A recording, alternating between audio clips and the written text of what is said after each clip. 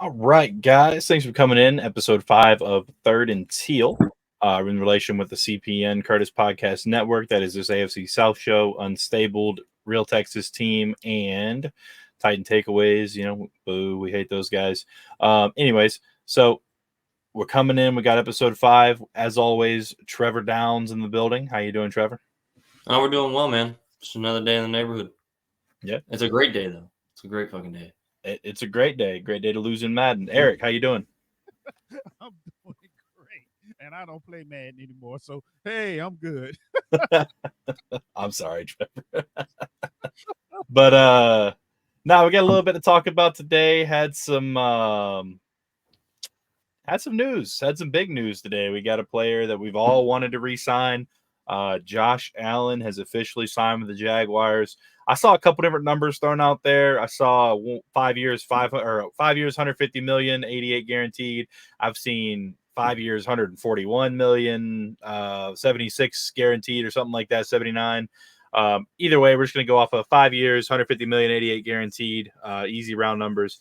How are we feeling about that, Trevor? I got the numbers right here. So the 5 year, 141.25 mil, 76.5 guaranteed at signing, and 35 million cash in 2024. He's got 8.7 million of incentives just this upcoming year. The rest of the years, I did the math, and I think it's like 16 million roughly per year in incentives. This is a master deal. Like the creation of this deal was masterful because it leaves us room with an early out also. If, say, for instance, he gets the money and folds, which I don't see that happening with him. But if that were to be the case, we have room to get out of it after a couple of years. He's not completely breaking the bank. His cap hit's going to be roughly 30-something million a year. Actually, roughly right at 30. The highest year his cap hit will be is next year, 39.4 million. But it comes down to 29.5 the year after and then levels out at 31. So his cap hit's not going to be hellacious for the type of player he is. I think we finally made a move that we haven't done in a long time. He became the highest paid Jaguar in history. All that being said, I think we learned from our past mistakes because Jalen Ramsey should have been the highest paid Jaguar in history, no doubt. When we passed on that, I'm glad to see we didn't make the same mistake twice. All right, Eric, how you feeling? I feel like it's a good signing. It really is. I just was worried about the contract, what's in it, but since Trevor done cleared that up, yeah, it's great because I knew there had to be out for the Jaguars somewhere, like Trevor said, just in case he decides not to play anymore, which I don't think Josh Allen is going to do that. So, yeah, it's a great contract. But, the interesting thing, I was listening to who was it? Austin Lane and whoever the other guy is. And they made a statement, and I'll say, is that true? They say Josh Allen is only the third first-round draft pick that the Jaguars have ever re-signed. Just imagine that. Just third one. Wow. I wouldn't be surprised to hear that. And if that is the case, man, that explains a lot. So this is it's a good move. It really is, especially with Trevor coming up, his contract coming up. So, yeah, I would like to see them get him done before the start of the season. But, Trevor said probably not until next year. So we going to see. But I like to get him done and out the way also. Then we don't have to worry about that either. I would love to do that also, but I think we've talked too much about taking a receiver in round 1 at 17. And if we did that, we could use that 30 million in cap space we got to bring in somebody with experience to help this guy come along. We've already got a million people with experience. We don't need no more experience. We got too much experience. I'm saying like a true wide receiver 1 experience. Like no, But let's really look at this thing. In the NFL today, do you really need a wide receiver 1, a true wide receiver 1? No, with the many formations and things going on, emotions and all that, do you really need a wide receiver 1? No, I don't think so. You need a good group of wide receivers, good core of wide receivers, but I don't really think you need a wide wide receiver one. I, personally, I don't. I just think Because we need an attention grabber. they. But if you go back and look at 22, who did we really have as a wide receiver one? Christian Kirk playing in the slot. Okay, right. When it wasn't him, it was Zay Jones. Now, if we can find us another Marvin Jones Jr., I'll be all game for that one because Yeah. he's clutch. But just to go out and spend the money on somebody like IU and even T. Higgins, I know it sounds good and it makes your mouth water and all that good stuff, but I don't see right now as that being debilitating need that we have.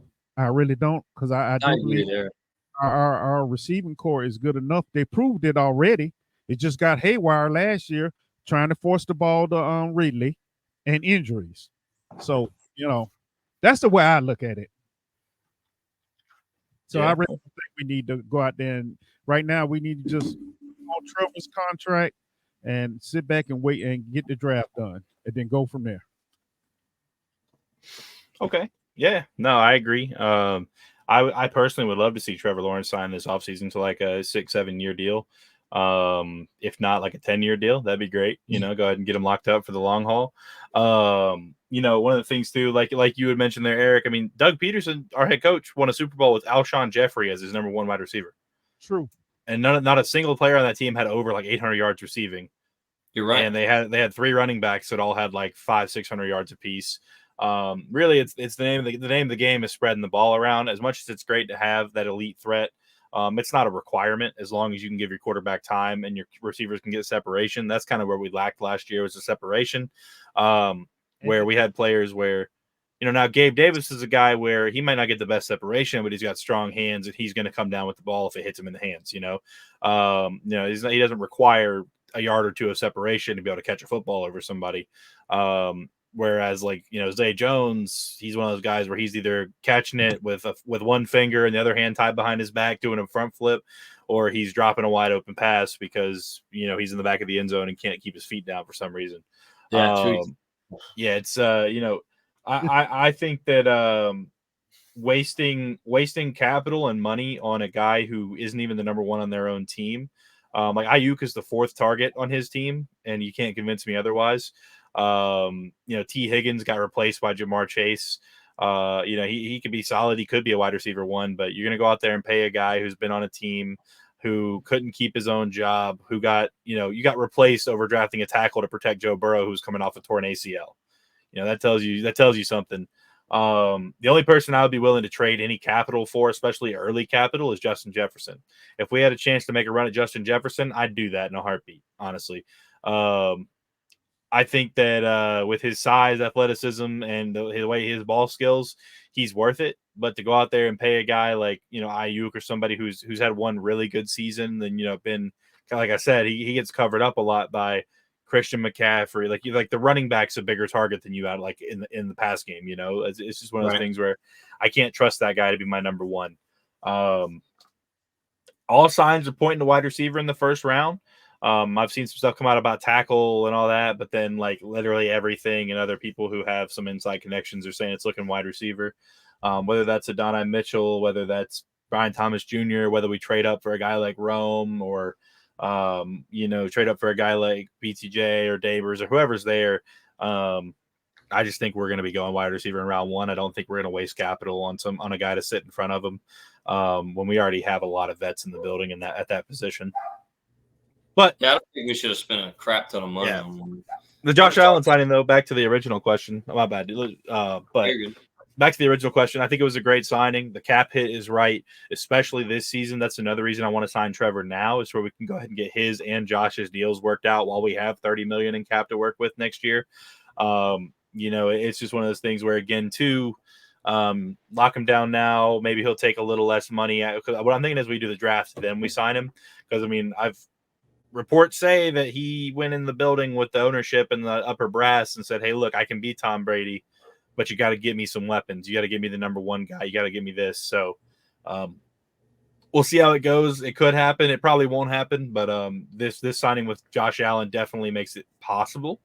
I've seen a couple guys that are like, "Oh, you paid him so much money for one good season." It's like, "Oh no, like we paid a top five guy money." Like, "Oh no, like defensive player of the year, he got snubbed because he's on the Jaguars." Like, it's as simple as that. He should have been in that conversation. He wasn't because he was on the Jaguars. People are going to respect him. The fact that we're paying, he's our first $100 million player, says a lot about him as a person and as a player. And I think that this is going to be a great building block and a great stepping stone going forward.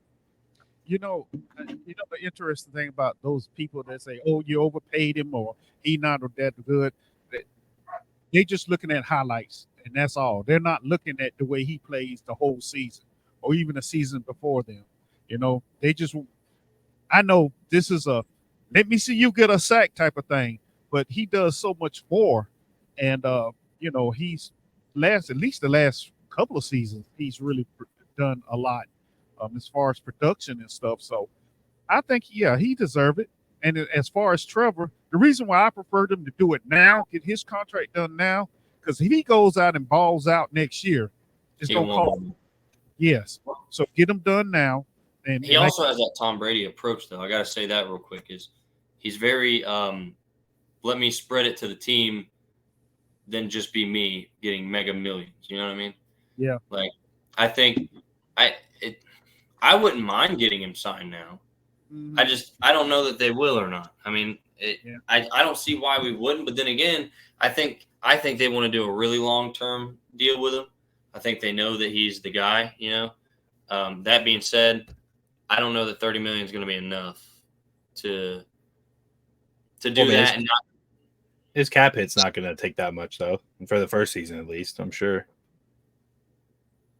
Ooh, Rashee Rice warrants have been issued for his arrest on 8 separate counts in the state of Texas after his driving incident.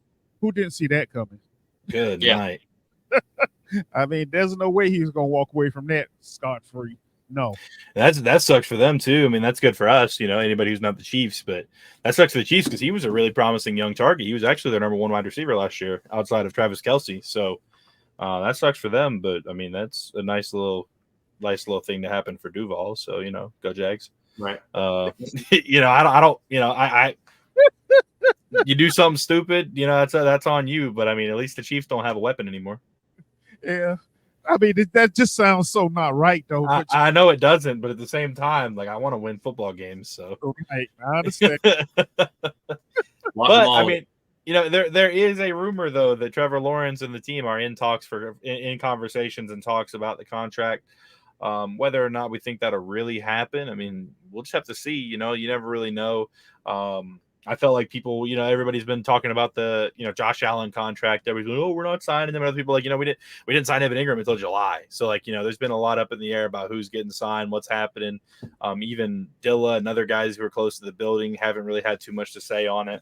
So you never really know. I mean, there could be a surprise signing. They could wait till after the draft. They could do it next year. It's just interesting. I think if we sign him now, I don't necessarily know that we get the discount that people might think we would get by signing him now. I think that this franchise and Trevor Lawrence both think that he is the quarterback of the future and one of the best quarterbacks in the football league. So his performance up till now, I don't think would be a driving factor in paying him less potentially by signing him this year versus next year. I just think that potentially some bigger contracts might come into play next year versus this year. So I'm kind of thinking sign based off of current contracts, not sign off potential future contracts that are going to be even more money. Right. But again, we got to see if Balky and Doug will do it. That's kind of the big factor there. We know Shad Khan will pay. We just got to see if Balky will work it out. But see, that goes back to something we talked about on the second and third. Well, every episode basically. Maybe Balky is actually learning from his past mistakes. Yeah. Done now. Don't wait until it's too late. And then you lose that player because somebody's now. Just imagine if Trevor hits the free agent market, we would not be able to match anything some of these teams don't throw at him. So we need to get this done as soon as possible. That's just the way I'm looking at it. Because I thought about that. I'm like, okay, don't screw this up. All right, don't screw it up. You did the right thing. Now you got Josh signed. Good. All right. Really chose the money, rolled out. Fine. Let's get Trevor signed. And then that's that way next year we worry about other people. You know, Do you think we bring back Christian Kirk? when next year? Yeah, he's off contract after this year. I think it depends on his performance this year. Yeah. Yeah. Do you think they're potentially already talking about a contract extension? Do you think they're going to wait until the offseason? They probably have discussed it. Mm-hmm. Maybe when he told, hey, look, just play this out and we'll see what happens after that. And it depends on if we draft that receiver the first round and how they progress as the season goes. Remember, we still got Parker Washington. We draft. Yeah. You know what I'm saying? We still have him. So I think it's going to see how the production goes and how the young receivers progress as the season goes on before we keep whether we keep him. But I don't think if we don't get rid of Zay this year, I don't think Zay would be in next year. No, he's not coming back if we don't re-sign him, or if we don't trade him. Then I don't think we're re-signing them either. Yeah, especially not with Parker Washington sitting there and then whoever we draft. No. Yeah, I think paying Trevor now would be a good thing, but I'm also trying to think of this like front office standpoint. He still does miss a lot of open throws every now and then. There's a lot of things that he needs to clean up. And it's easy to say that I'm that guy, get me a weapon until you get the weapon. You know what I'm saying? I'm not saying that I personally don't believe in Trevor, because I do. But I think an NFL executive would have the same comments that every sports show ever has on him. And it comes down to the same as like, hey, man, there's still a lot of question marks. It's time for you. This is your year. It's time for you to check the boxes. You've had a couple years that were okay. You've had some great performances. You had 1 year that was terrible. It's time to check the boxes. But Trevor, even with that being said, let's really look at this. Trevor is what 4 years in now? All right. His fourth season. Yeah. Besides, those that come in like a Patrick Mahomes or what have you, it takes some time to actually think about Josh Allen for Buffalo. His first 2-3 years, that's kept together. He's a bust. He needs to do this. Now he's the greatest thing since sliced bread in some commentators' eyesight. So I say Trevor is learning. The first year under Urban Meyer really set him back, I do believe. So you have to really think about it. He's still learning, and him and Doug is still trying to figure out what he does well and what he don't. Now, coming out at the beginning of the game, I admit Trevor be hyped because he overthrows a lot of balls, especially the first 5-10 minutes of a game. But he settles in and then he gets to work 9 times out of 10. I do believe fix the offensive line, and you will see a much better Trevor. Because I don't care how good the quarterback is. If he feels he doesn't have the time, he's gonna rush. In fact, think about Patrick Mahomes when he was in the Super Bowl against Tampa Bay. How bad they made him look because his offensive line couldn't block for him. See what I'm saying? So I hate it when I say that, but so let's take that into account as well. But regardless, I think Trevor is the man, and they need to go on and get this man his money while it's available. But I think that if there was a situation where they didn't think Trevor was the guy, I think we'd be hearing a lot more about us potentially moving up for a quarterback or maybe trading him somewhere. I think that they think he's the guy. I don't think that I don't think that they have any questions about that in the front office. I mean, you're right. He does miss some open throws and stuff like that. But I mean, when you really get down to the numbers and look at it, when he has time to throw, he's one of the best passers in the NFL. He led the league last year, or I guess the 2022-2023 season, like the backstretch, like the second half of the season, he was like top 3 all year. He was playing really well this year until he got hurt. I think Trent Baalke is smart enough and football savvy enough. People don't want to give him the credit. I think he's smart enough to realize that if we had a better O-line, Trevor would be top 3 or top 5, top whatever. People are still ranking him top 10 after last year, and people are saying that he was terrible last year. So, I mean, I think the national media, I think that there's certain guys that are paid to say certain things. There's certain guys that'll always ride with certain people, like Nick Wright's always going to ride with Trevor. What's his name? CBS. Not Pete Prisco, but I love Pete Prisco. But the guy who was a quarterback. Oh crap, I can't remember his name. Which one? Sims?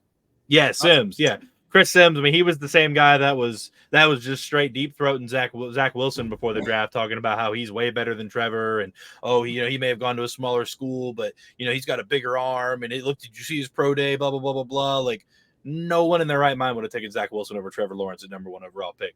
And honestly, if it wasn't the Jets, Justin Fields would have got picked second. If it wasn't the Jets, if it was any other team, it would have been Justin Fields second. So he's the same guy who said we overpaid for Allen today. Yeah, exactly. Of course, we overpaid for Allen. He was second in the league in sacks, and of course we overpaid. But also, he was second in the league in sacks, and we paid him second in the league money. So. Yeah, he had more sacks than Nick Bosa last year, but we're not going to talk about that.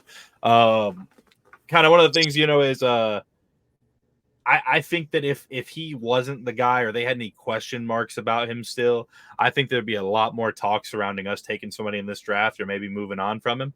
But there's nothing in Jacksonville. There's no one in the media. There's no one anywhere in Jacksonville that thinks that he is going to be anywhere else than Jacksonville for the next 5 to 10 years. So I think we should lock him down now. I don't think there's anything in his game that scares me enough to not give him a 6 to 10 year deal. Personally, I think that the only thing that's going to happen from here is we're going to give him a big target in the draft at number 17 or wherever we draft in the first round. I think we're going to give him some offensive line support throughout the next couple of years. Bannon Sheriff's off of a contract after this year. We're going to have to get a guard somewhere. I think we're going to make some moves, but I think he's going to stay in the building. I hope we sign him this offseason or during the season next year, but, it's just all up to Balky at this point. Agreed. Yeah. Agreed. So with everything, good Lord, I got a fly flying around. With everything, though, kind of looking back, I know the first episode we did some free agency stuff. Second episode, we did some draft stuff. Is there anybody for either of you that has jumped into the picture that you weren't originally kind of maybe rallying for, that you might think differently about 17 or 48 taken there? Cooper DeJean, like we talked about, but we mentioned him in the video when we talked about it. Yeah. Just his pro day was so fucking explosive, man. So explosive. Whereas I may not have been so lenient so favorable of the idea of taking him at 17, now I would not be upset at all. He really put numbers up. Really good numbers. And I understand the importance of pro day and all that. But you know what I equate pro days to? Winning the off season during the league time. That's the way I look at it. Okay, of course, yeah, the high echelon guys, they're gonna shine. They're gonna shine because it's meant for them, it's set up for them to shine, to impress. But out there running, routes and what have you, drills, it's totally different from putting them pads on Sunday and Saturday and playing ball. And I really don't put much into pro days. I really don't. If I really want to see what a player do, I go back and look at maybe a game they lost. If I can find a game they played that they lost, how did he play during that game? You know what I mean? What was his? Did he still work, or did he just all right, we done lost this one. It's a wrap. Give half effort or what have you. That's how I usually judge players. I really don't put much in pro days. Not really the combine either. I really don't. Yeah, you fast, but what's the guy named? Ronaldo Nehemiah, the hurler. He was fast. He couldn't catch worth the crap, but he was fast. Willie Go, same thing. He was fast, but he couldn't catch. So until they put these pads on and hit training camp and preseason, that's when you look and really get a good look at what they are capable of doing, if at all. That's just the way I look at it. Yeah, no, I feel that. I don't think he got to work out at the combine though. So this was kind of as far as he broke his leg at the end of the season last year. He played 10 games, broke his leg in the 10th game, which there's actually some people saying that he might have been one of the top 2 or 3 corners in the draft if he would have finished the year. He actually had a pretty good year last year. 41 tackles. Where'd it go? He had where'd it go? There it is. 41 tackles, 2 tackles for loss, 2 interceptions, 5 pass breakups. He's 6'1" or 6 foot. He's 6'1.5", 203 pounds. He ran a 4. So multiple teams were at his pro day. So between the team scouts, he was clocked at anywhere from a 4.40 to a 4.44 on his 40 time. He was first team All Big Ten Conference, return specialist of the year. They they love them, those versatile return specialists. Big Ten defensive back of the year. He was a finalist for the Jim Thorpe Award for top DB in the country. And he was also in the Nagurski Trophy. He won the Nagurski Trophy for the top defender. I think, had he not broke his leg, I think we'd be talking a little bit different about him. He does have some good tape. I've watched him. He's not the best man corner. He is definitely a zone corner, like most of the corners in here. I think if you want to lock up man corner, we're probably going Tyrion Arnold or McKinstry. I think they play a little more man at Alabama than they did in Iowa. I think he could develop into a good man corner, but I like him. I like his athleticism. He tested in the top 1% of all cornerbacks since 1986 in terms of his raw athletic score. He's an insanely raw athlete in terms of he's just a crazy athletic guy. He is definitely a bulky build. But as we've seen, a lot of the guys we wouldn't consider bulky guys have been coming for top 30 visits. So I don't know that necessarily that's maybe the route we're going to go as much as I maybe want to. But we've had a lot of guys. I mean, like McKinstry and Tyrion Arnold were both kind of slow for corners. It's like we've been bringing some guys in that aren't really bulky guys, if you know what I mean. So it's going to be interesting to see. I do like him a lot. But yeah, I mean, it's just kind of one of those things. Are we going to take a chance on him? Are we going to go for another one of the Alabama corners if they're there? It's going to be interesting. Okay. Yeah. I know Jerzon Newton. I've been looking at him more and more and more. If he's there at 17 and like the top corners and receivers are off the board, I'd take him in a heartbeat. Especially if we're moving to like a 4-3 hybrid, like I think we are, where we probably Josh Allen or Trayvon Walker, they're both going to either have their hand in the dirt or one will be standing up every play, rotating. Having him interior in the 1 or the 3, rotating with Eric Armstead back and forth. I think that could be really nasty and lethal. I think he's a very strong defensive lineman. He's a big dude. So 304 pounds at 6'2". He's a big boy. He's real strong too.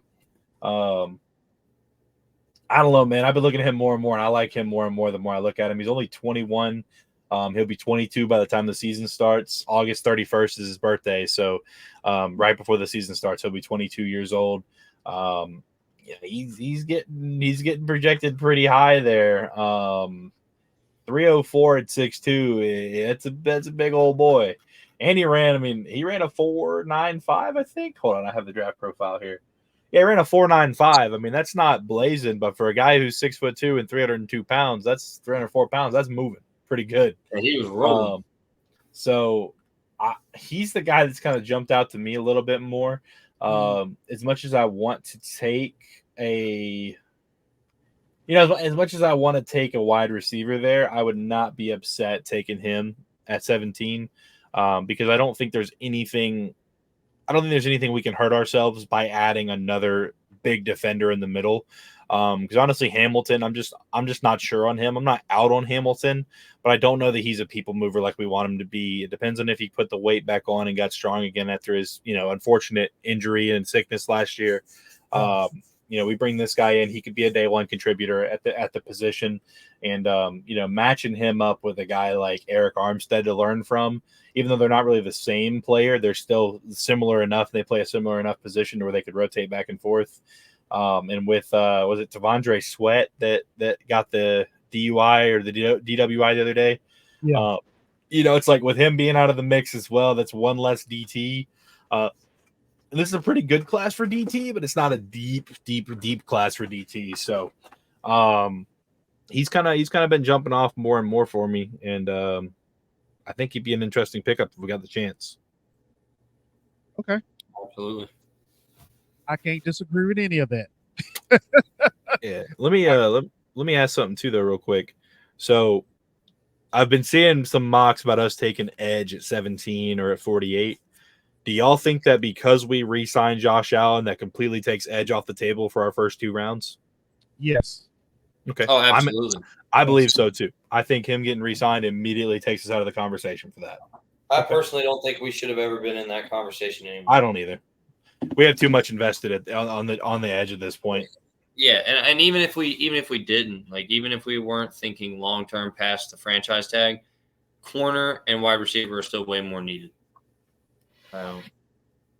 Right. Yeah.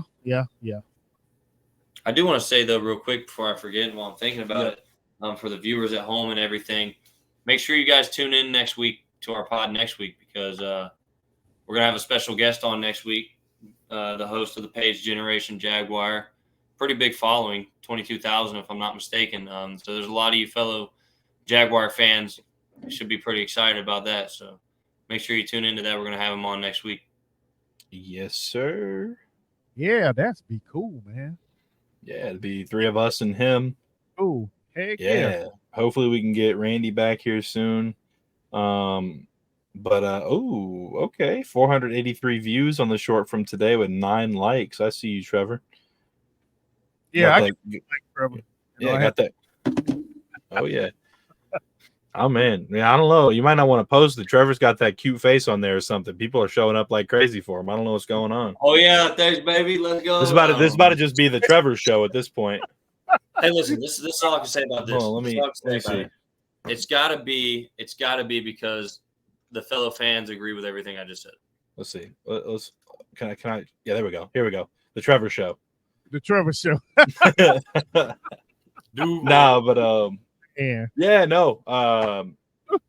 Eric, is anybody for you that's kind of jumped out, or anybody you weren't thinking about beforehand for the draft, or? No. I'm still stuck where I was. Yeah. I after you hear so much chatter and so much blah blah blah blah going on. You just like, you know what? Let's just get the draft done, and then we go from there. Because all these so-called mock drafts and you look at them, you're like, ain't no way in heck we gonna do that. Yeah, no kidding. Trades in, you're like, these people are wild with their mock drafts. They really are. Like, hey, look, I'm good with who I think. I think we should go corner. Arnold, or what's the other kid name? McKinstry. Yeah, that's who I think. Our first pick. But other than that, no, man. Okay. I'm good. Look, I'd have backed off my 6'7" receiver. So, I'd have backed off him. So yeah, we good the corner. Okay. I mean, I wouldn't mind getting Wilson in the 4th or the 5th round. I think that's where he'll fall, and I wouldn't be upset with it. I think he'd be a good red zone target. We potentially put a little poundage on him and maybe move him to tight end. He wouldn't be he's not going to be like a blocking tight end or anything, but he's a willing blocker in the pass game or in the run game. And I think he could be kind of like an Evan Ingram, just taller, I was about to say he'd be a taller Evan. Yeah. Exactly. Yeah, I think he could be a great pass catcher for us out of the wide position. That gives us more versatility to have more pass catchers on the field. I wouldn't be upset with that at all. I just want us to use him the right way if we get him. Because I don't think lining them up outside the numbers and hoping that he can go up and catch and hold on to every single ball that Trevor throws too high is the way to do it.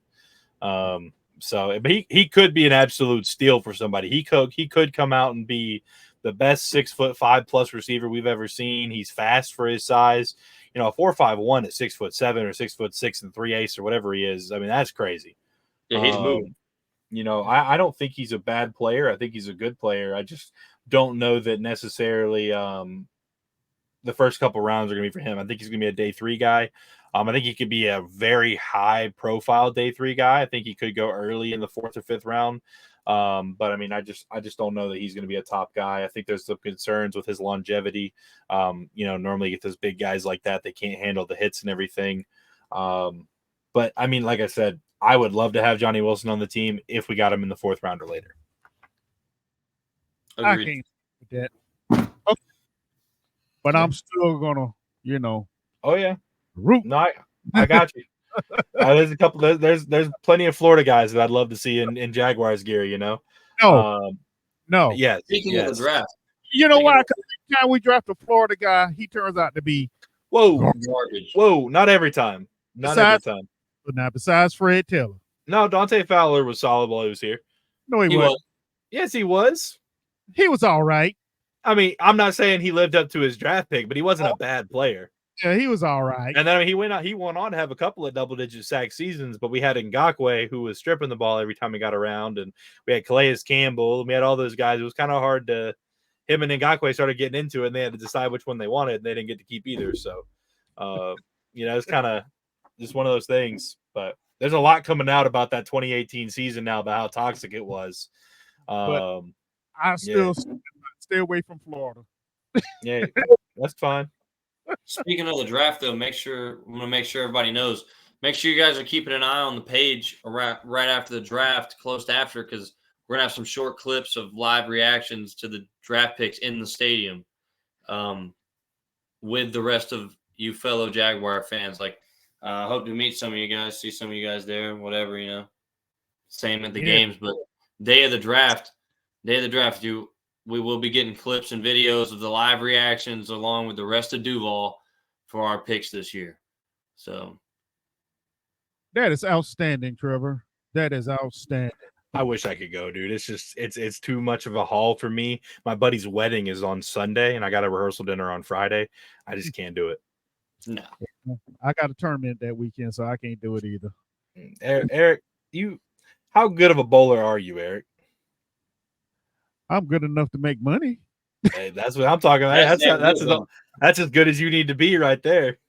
No, I'm decent. I'm decent. Okay. I'm terrible at bowling. I'll be honest with you. I'm not ready for the PBA yet, you know, but yeah. I bowled like a 121 the last time I went bowling. That was the greatest I've ever done in my entire life. And then I immediately went down to like a 76 the next game. I don't even want to talk about the 3rd game. Oh, wow. It was rough. Yeah, well, I'm sorry. Luckily, my girlfriend was with me, so I just got to claim that I let her beat me the last 2 games because, you know, I beat her so bad the first one, I felt bad, you know, so it's an easy cop-out. But, you know, I'm terrible at bowling. I'm not afraid to admit that. Yeah. It's fun. Yeah. I'm fixing to try to join an adult softball league around here. I really want to play some adult softball. That's over for me. Oh, there's an adult flag football league hosted by the Jaguars here. I'm about to join in. Oh, nice. Hell yeah. Oh, yeah? All right. I'm fixing You're going to be a coach, right? Oh, no. Water boy. Oh, yeah. Yeah. What else we got, gentlemen? What else we got?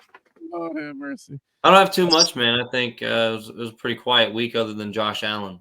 Yeah. But that's all we needed. That was enough for me. Absolutely. All right. Well, I guess that's a good place to end it. If you made it this far, thank you for watching. As always, feel free to check out the other channels. You don't have to, though. We're better than them anyways, you know. We're the one you're here for. You're not here for them. You didn't search the Jaguars to look for some other channels to talk about other teams that suck. Other teams that, you know, spend way too much money and capital to come in second place, and other teams who sign 12 players and get worse somehow. Then we just got the Colts. I'm going to mention them by name because they didn't do shit this offseason. You guys suck. I hate the Colts. Anthony Richardson, you went to Florida, and I liked you there, but you were trash there. You get injured a lot, so I'm not worried about you. Shane Steichen is really good at scheming up your first 2 drives of the game, and then after that, you can't do shit because you're not good at football. You're just athletic. That's all it is. I'm done talking about the Colts now. Go Jags. I'm excited for another season of sweeping the Colts 3 in a row. And it's a good life. Let's see if we can, sweep the Titans again. We did it 2 years, or we did it this last season. Let's do it this, I guess 2 years ago now, but Right. Let's get back into it. We're always going to split with the Texans. I'm convinced we'll never sweep the Texans in my lifetime. Don't know why. We always split with them, no matter how good either team is. We always split with them. But yeah, it's a good day to be a Jaguar, especially with Josh Allen getting re-signed. And hey, And apparently our fans agree with that, because that short we put out today about the signing is now our most viewed. Oh yeah, it's blowing up. Cool. That's what I'm talking about. That's exactly what I'm talking about. Duval. Yeah. Well, my videos out there. Thanks for popping in, guys. I'm gonna end it here. Y'all have a good one. All right.